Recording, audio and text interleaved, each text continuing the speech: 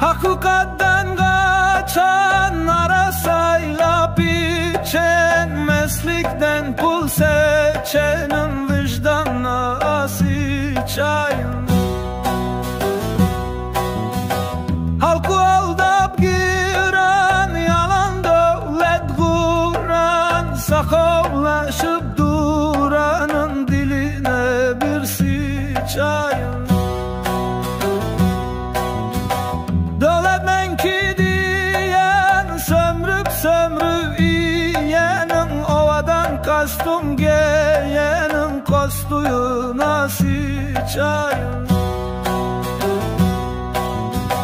Göğe maruyla yerde çünü yalan, yurdu aldı ilenine sıçayım.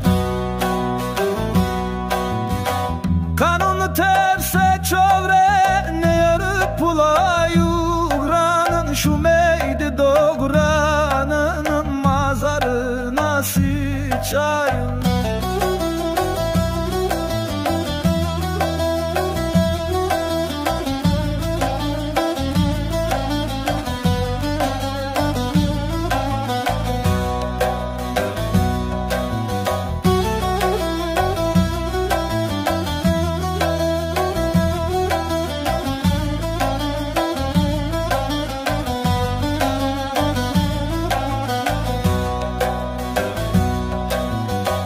Para horluk getiren, boş mecliste oturan, halkı berge batıran, boş kellene sıçayım.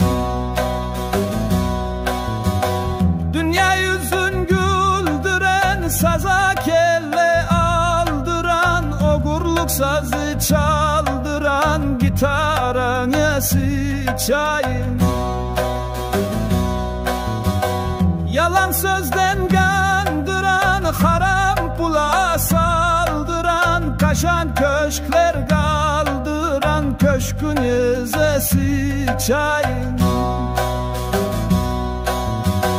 Hakikatı pozan, kalbarzanı yazan, pogonlu peli azanım, pogonluna sıçayım.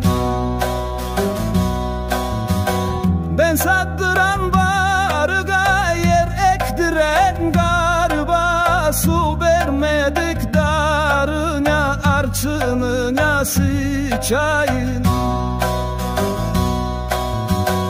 Vicdanını yuvudan gürleyendir ovadan, ence çayı sovadan, aksakalına sıçayım. Ne kuran katın açan, hürperi gündera guçan, dinden sorsan gebden kaçan, hayın yüza sıçayım.